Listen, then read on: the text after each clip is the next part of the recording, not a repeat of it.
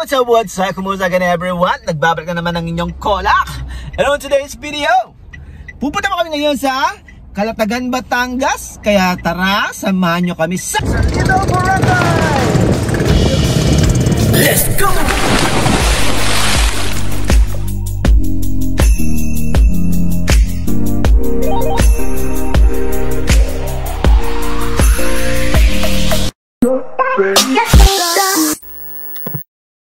Thank you Lord for this day. Sana po safe yung aming travel and sana mag-enjoy po ang lahat. Especially yung mga buntis at bata. And then thank you Lord so much for this day. Hindi po umulan. Yung worries namin kahapon, winipe out nyo, sinama nyo na sa ulan. Thank you so much. Kasi kung ang tagal namin itong hinintay. And everything we live up to you, O Lord. Amen. We are here now. Dito na kami sa docking area, yung mga floating cottages. Kita niyo yung mga balsa na yan. Yan kami sasakay papuntang dito Boracay. Bali iba-ibang grupo pala yung mga balsa renting services na yan. Sa mga mag-outing, mag-check na lang kayo sa Facebook, tapos mag-inquire na lang kayo doon ng mga price rate nila kasi iba-iba sila. Tapos mag-canvas na lang kayo doon kung sino yung mga murang balsa. So yan, nagdi-discuss si Kuya regarding sa mga rules and regulations, tsaka yung mga bawal na gawin at bawal dalhin sa while nagka-travel kayo sa dagat. Yun nga, like yung mga disposable cups, yung mga spoon and fork na gawa sa plastic. Tapos bawal din daw mag hawak-hawak sa mga corals, tsaka yung mga starfish, yung bawal daw yun. So yan, ito na kami sa aming boat at magbiyahe na kami papunta sa Little Boracay.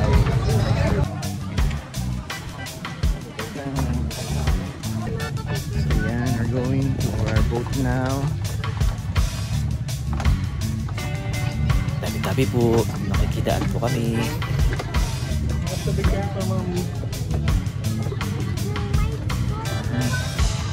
ang aming boat.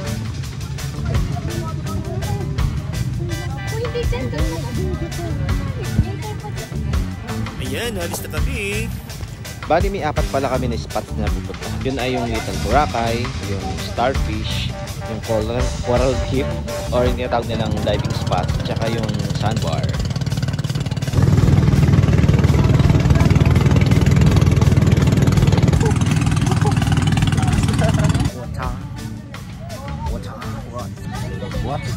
What are your... I am boat. So dito tayo sa rooftop ng aming balsa. Ayan. Magpapakita sa inyo yung view. Ayan ang view. Sa taas. View from the top. Pupunta namin yung... Ito kami mag-stay sa Little Boracay. Kaya samahan nyo kami. Tara.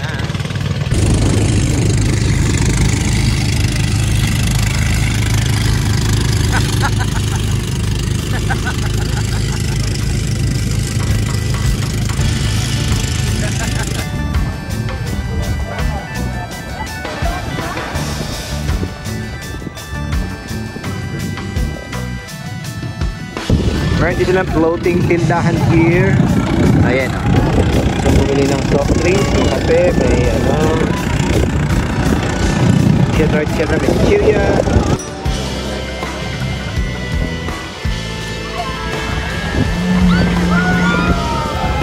Ang saya-saya.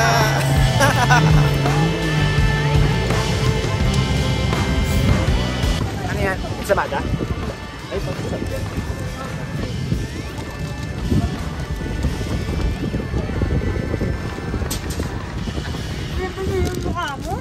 Ha? Timputi. Hang sweat. Para naman din yung sabihin lagi ako nang-aaway.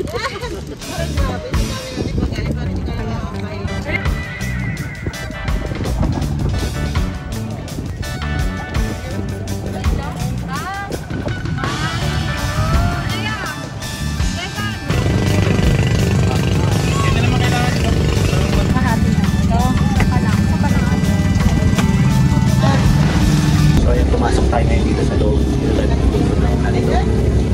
Kasi masyado malakas ang hangin sa labas. Ito nga pala ang lumpiang maling na ginawa ko. Susunod natin naman ngayon ay danggit. Danggit.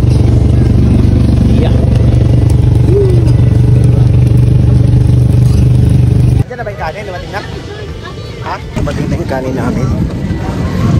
Kasi nakalimutan dalhin yung bigas tsaka yung rice cooker.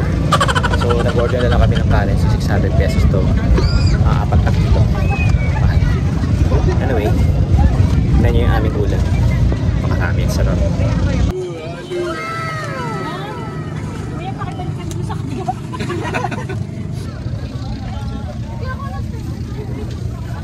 Sarap ng ulam. Wow, ano ka, Jun? Kajun pala. Bangkero. Kuya, pagkain nyo. Kain na kayo. Thank you po, sir. Maraming salamat po, sir. Maraming salamat sa pagkain nito. Kayo lang ngayon sa ating pagsasaluhan. Maraming salamat. Araw na ito. Nagkasama-sama po kami. Sana po pagtuloy na magandang pagkakataon. Maraming salamat po.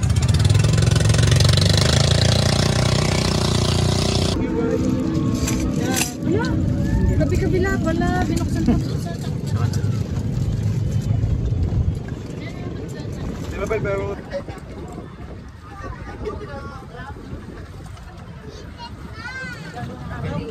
Kuya, may soft drinks. May yelo dito, tol. Ito po yung, kuya, soft drinks. Ito yung baso. Kanino yan, kuya? Kanina yung ano?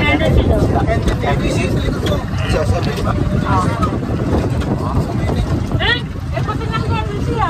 Oo, patay na natin. Wala nang magagalit. Atin ko yun. Kala mo. Kaya yung nakakabaliw talaga. So yan, lumipat na kami ng ibang place, may malalim na area. Dito na yung coral reef spot nila. Meron kayong dalang mga goggles. Mag-dive na kayo at makita nyo ang ilalim ng karagatan. Sabi nila nasa 20 to 30 feet daw ang lalim nito. Wala yan.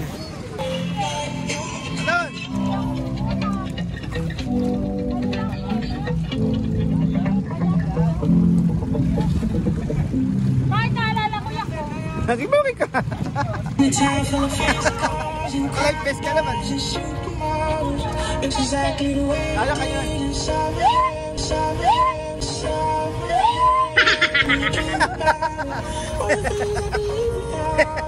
Isigaw ka pa.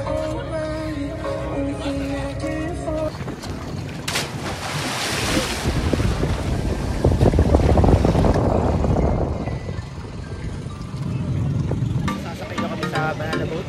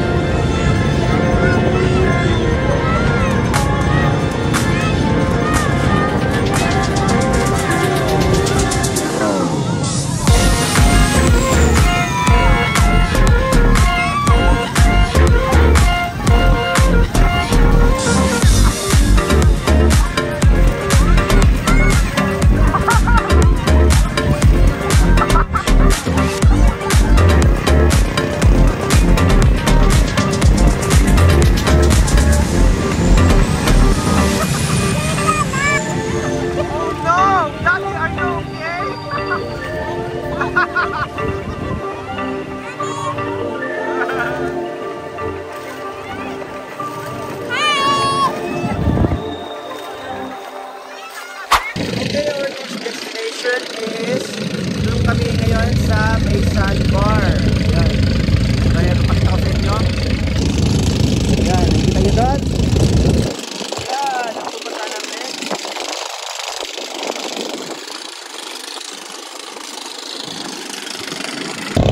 Itong spot na to is sandbar daw. Pag nag-ano daw, pag nag-low tide talagang as in, lupa lang, buhangin. Walang tubig. So ngayon ewan namin bakit ano, itong oras na alas na hindi pa rin low tide. Pero kung siguro pa bago-bago talaga yung panahon. Itong oras naman pag low tide dito. Ano yan? Urchin. Sabi ka nung itsura ng loob, no? Iba tikim? Pag daw tinikman ko, nalalaman ko.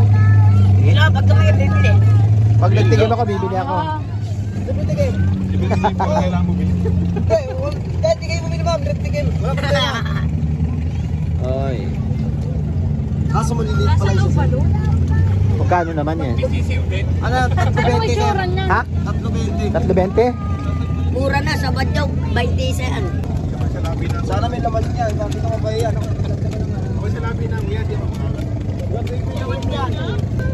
Wala naman laman eh. Meron po yan, di ko yung mawawala. Ayun na, sayang. Ano ba yung bituka yan? Bituka ba yan? May bituka pala. Ba yun? Parang ano lang. Yun lang. Ah, madami. Parang liyeman. Ang pamatukulang yan. Parang liyeman. Tawag yan Anong lasa? tulan sa pilan. Ang pagkain yan sir, hindi po dinidikit. Bali, makakabayin mo lang po. Parang, gagayin mo lang. Parang sa ano lang. Hindi siya dinidikit kasi makakatiyan. Tapos pwede mo itaktak yan sir. Ganunin mo na lahat. Yan, tagay mo lahat. Tapos may taktak mo na lang. Huwag mo ilapit sa ano ha. Huwag mo ilapit sa labi mo. Bali, pwedeng tapalan. Huwag mo ilapit para pailog na sir. Pero huwag ilapit.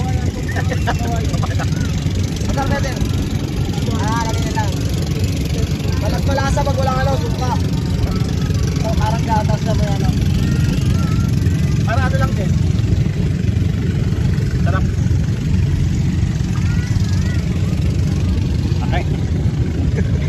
Ayan, balik na kami sa boat kasi maya konti, alis na rin kami.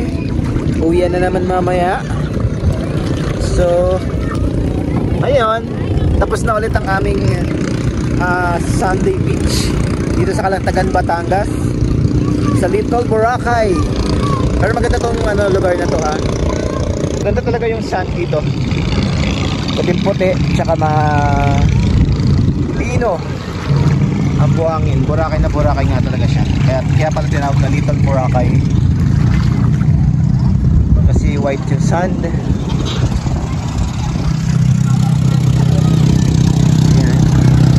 Hopefully next time babalik ulit kami dito.